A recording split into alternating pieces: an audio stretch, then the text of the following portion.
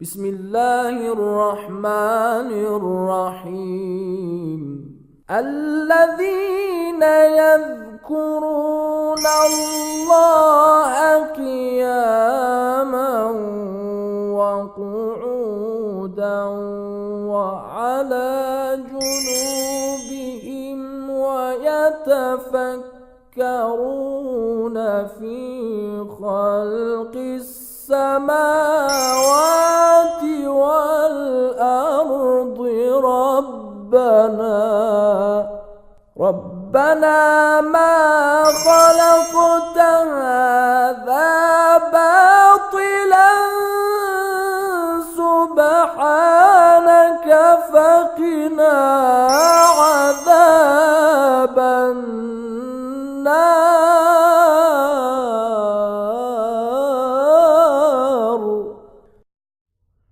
أعوذ بالله من الشيطان الرجيم. بسم الله الرحمن الرحيم. الحمد لله رب العالمين، وصلى الله على محمد وآله الطيبين الطاهرين المعصومين، واللعن الدائم على أعدائهم أجمعين. Dear viewers, Assalamu alaikum wa rahmatullah wa barakatuh. As you remember, our previous discussions were focused on two main issues: the importance of morality and the advantages of morality. We talked in detail about the importance and significance of morality. And we also talked in a rather great length about the advantages of morality. This is because if we are aware of the importance of moral values, and if we know about the different uses and the different advantages of moral values, we will be interested further in moral values, and we will give time to pursuing moral principles. Of course, if we do not agree with the importance of morality, or if we do not know about the different advantages and benefits of moral values, we will not be encouraged to pursue moral studies. In order to motivate you, in order to provide you motivation, I talked in detail about these two issues before. And today I'm going to talk about the definition of morality. What is morality? How can we define it? As I pointed out before, morality is a set of habits and a set of qualities that result automatically and very spontaneously to good or bad deeds. If you develop good habits, you do the good deeds very easily. On the contrary, if you develop bad habits, bad qualities, then you do the bad things very easily and very spontaneously.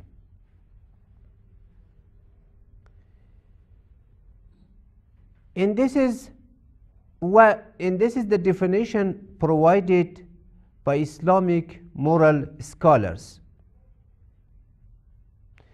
This is Ibn Miskawayh, a great moral scholar, who says, الخلق حال للنفس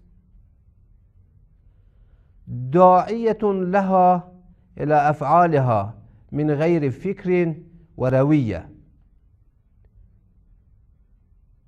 خلق or morality is something that describes soul, and that is found in soul. And once it is found in soul, it provokes the soul to do its deeds automatically and without any contemplation.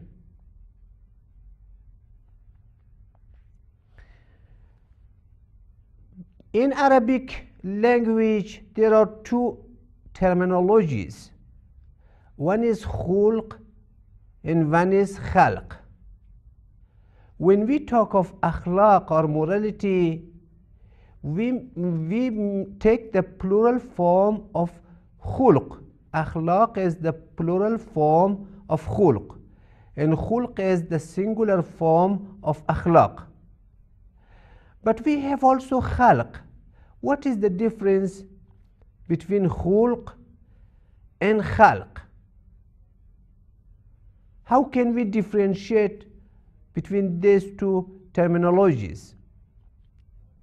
According to lexical studies, khulq and khalq are of the same root and are of the same origin. But the difference between the two is that khulq describes your spiritual build-up in your spiritual structure, whereas khalq describes your physical structure and your physical shape. If a person has got good habits, these good habits form his morality. And if a person gets bad habits, then these habits form his moral personality. But as far as khalq is concerned, khalq is related to your physical structure. Are you handsome or not? Are you beautiful or not? Whether you are beautiful or not, whether you are handsome or not, these are the things that fall within the category of khalq. And that is why there are traditions that make use of these two terminologies, khalq and khulq. There is a supplication that says, Allahumma hassin khulqi, Allahumma hassin khalqi wa khulqi. O God, better my creation and my morality. Make my form, make my physical form better, and make my morality also better. So you see that khalq is your physical form, and khulq is your spiritual form. Khalq is related to your body and to your physique, whereas khulq is related to your spirit, to your soul. And there is also another tradition that also says the same thing. In this tradition is found and Safinatul Bahar, written and compiled by Sheikh Abbas Qumi. He says, إنك امرؤ قد أحسن الله خلقك فأحسن خلقك. According to this tradition, the infallible tells you that you are a person. God has created you in the best possible way. You have well-shaped eyes, you have well-shaped body, and you are able to move around, and you are able to do your works properly. These are all the benefits God has given to you. So as a result, be thankful to God.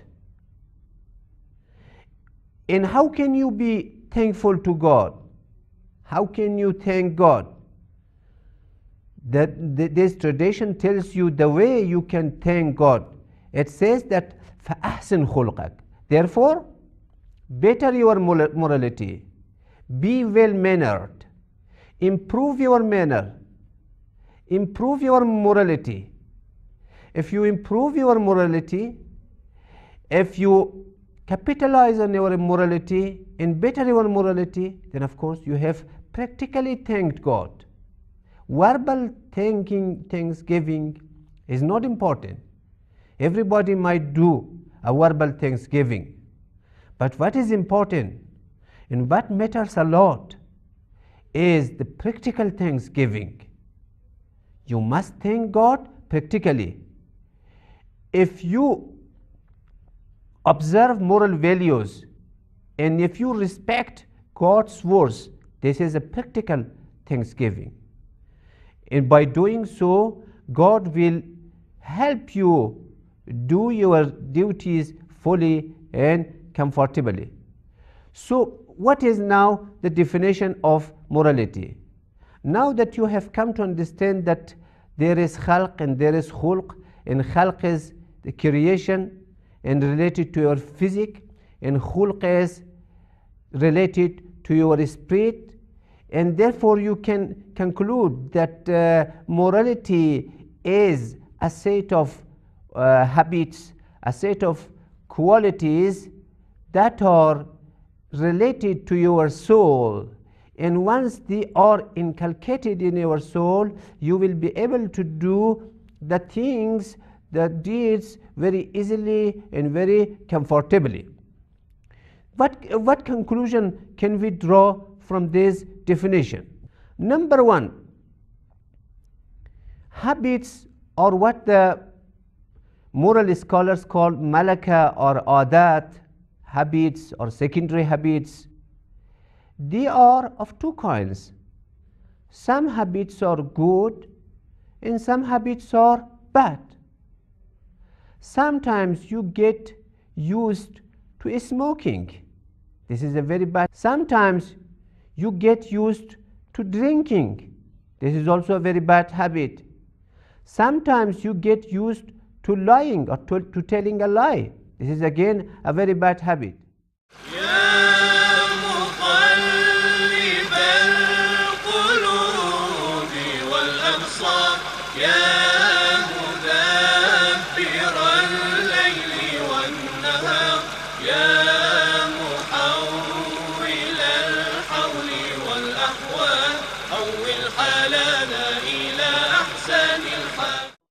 But sometimes you get used to doing proper things, to doing good things, such as speaking the truth, doing your religious duty fully, and helping others.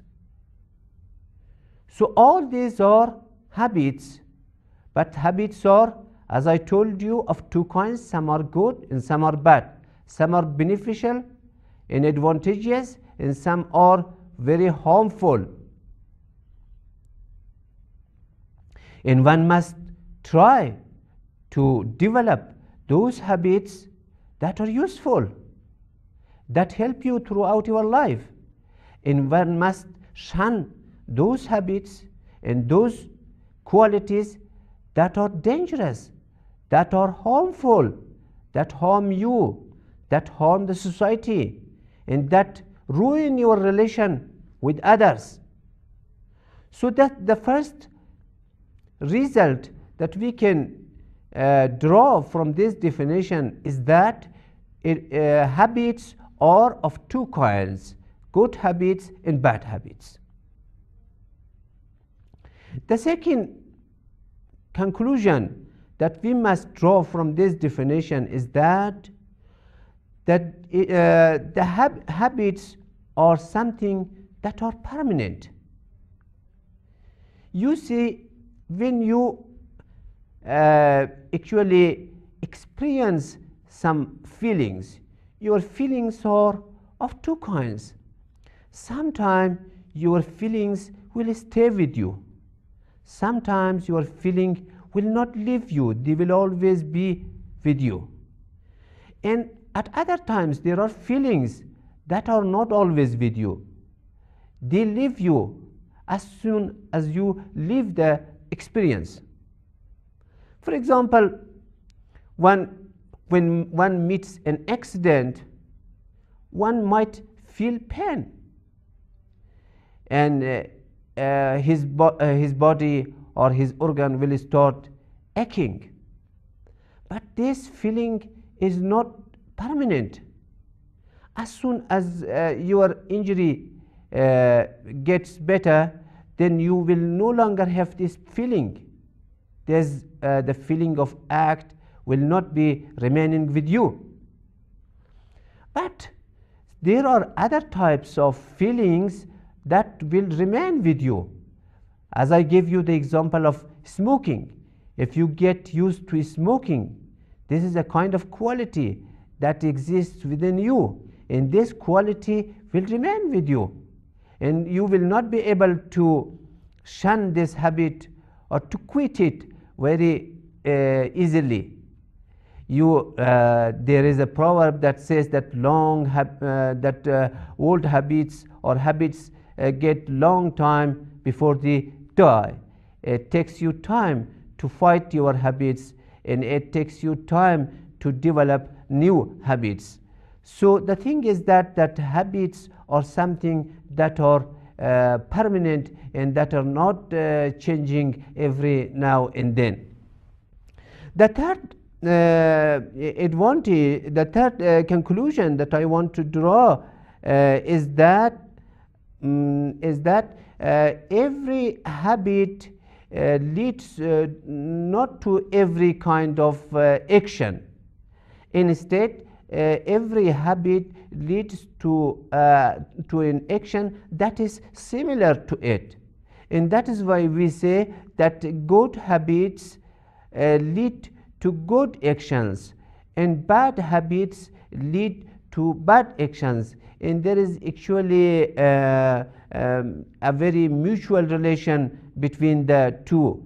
Good habits never result in bad actions, and bad habits never result in good actions. So attempts have to be made to develop good habits, because it is good habits that result in good actions, and it is good habits that provide you with the opportunity to do good deeds.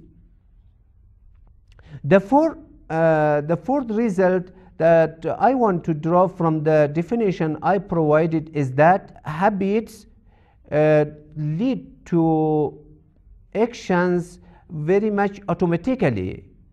You see that sometimes you do something, but you are able to do it with contemplation and with thinking. If you do not think beforehand, and if you do not contemplate, you will not be able to do that thing.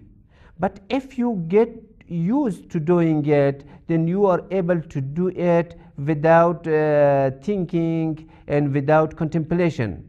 Look at those who are walking on a rope, acrobatic actions. They walk on a rope, and it is very difficult for us to imagine such kind of things. And even if we cannot imagine walking on a wall, but there are people who can practically do it. This is because they have learned this, and they have gained the experience, and they have gained the skill.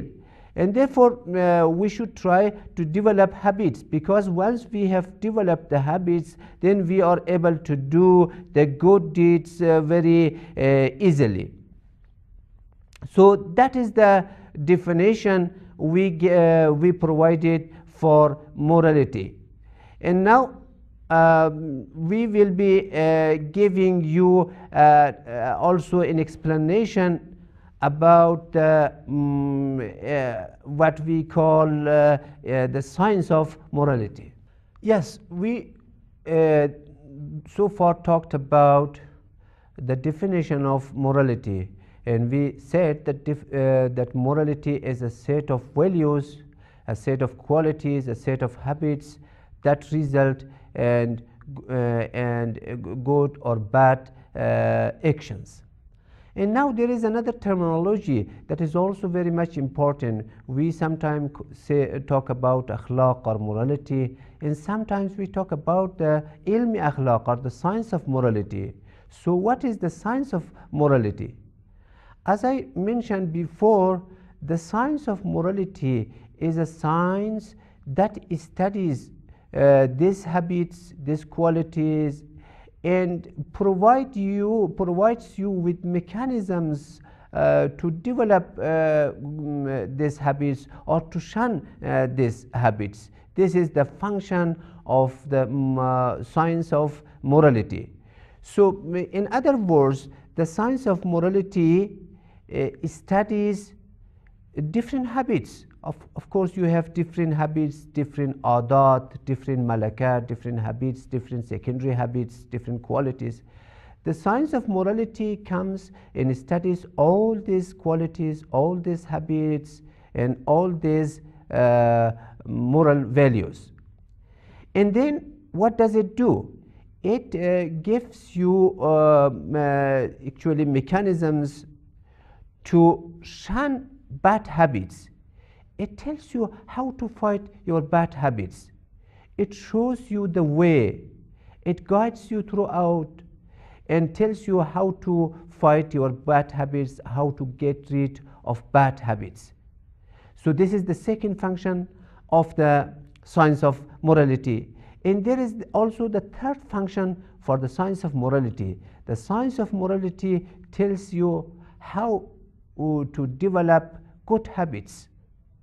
It tells you that if you do your religious duties, if you do your religious obligations fully and completely, you will be able to develop good habits. And if you linger over these habits, if you continue these things for a longer period of time, then good habits will be automatically developed in you. And bad habits also can be shunned and can be left if one actually does certain things prescribed by the science of morality. Fasting is a very good mechanism through which one can leave bad habits. When a person fasts, he is actually provided with the opportunity to leave many of the things that are bad, and he will be conscious of his duties. The person who fasts will not tell a lie, and he will not steal the property of others, and he will not transgress, and he will not do other things, and he will be mindful of his actions. And by being in such a state of fear, he will be able to shun bad habits, and he will be able to do good habits. So far we have touched two things. The first thing is the definition of morality, and the second thing is the function of the science of morality. And now let me add another point to this.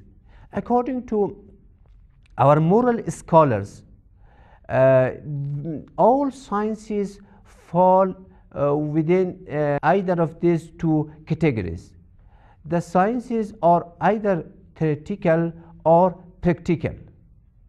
Sciences such as philosophy, sciences such as mathematics, these kind of sciences fall within the category of theoretical sciences or theoretical philosophy.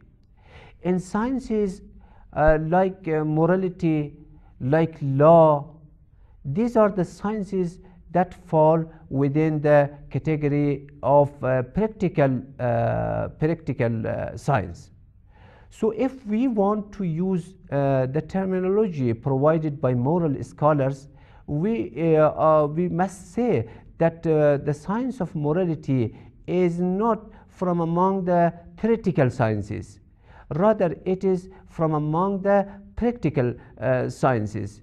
If you want to follow moral sciences, you must go and study practical sciences. And one of the branches of the practical science is the moral science. And by studying moral science, you will be able to find out different habits and different qualities.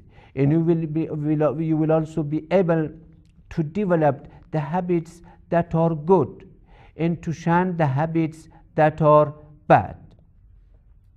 And this is also a remark that needed to be made. Another point that has to be raised in this connection is that though moral values include all kind of actions, but practically when moral scholars talk of moral behavior, they mean good things. When they say that it is a moral act, they mean that it is a good act. When they say that it is an immoral act, then they mean that it is a bad act and it has to be shunned. So though basically we can say that the term morality or the term moral includes all kind of habits and all kind of actions, whether they are good or bad.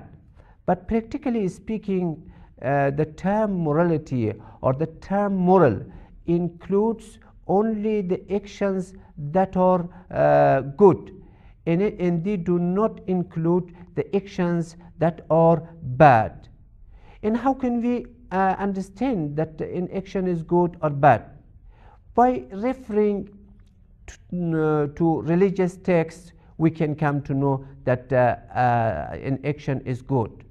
If the religious texts tell us that these actions have to be done, then from this we understand that these actions are good. And when the religious texts tell us that something is bad and something has to be shunned, then we understand that they are bad and we must abandon them. So one of the ways for understanding the goodness or badness of an action is to refer to religious texts. There are other criteria also. For example, we should see at the reaction of the people. If you do something and if the people praise you, if the people applaud you, if the people appreciate you, then you can conclude that the action is good. And if you do something and the people do not appreciate you and the people try to rebuke you, then you can understand from this that the action you have done is not good and it has to be abandoned. So these are the ways through which we can understand whether an action is good or bad. Thank you very much. Allah ya Allah, Allah subhanallah.